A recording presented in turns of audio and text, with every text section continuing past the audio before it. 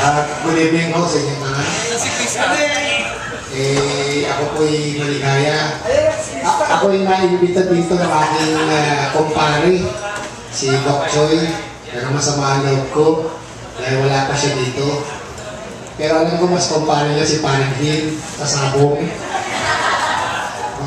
Alam niyo, nag-uusap kami ni Paring Choi, ni Paring Manny, Paring Choi.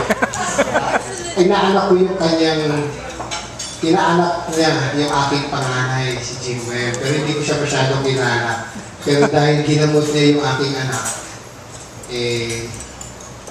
pinagbigyan ko siya rito. Sabi niya, makita mo man lang yung aking, yung dati kong girlfriend.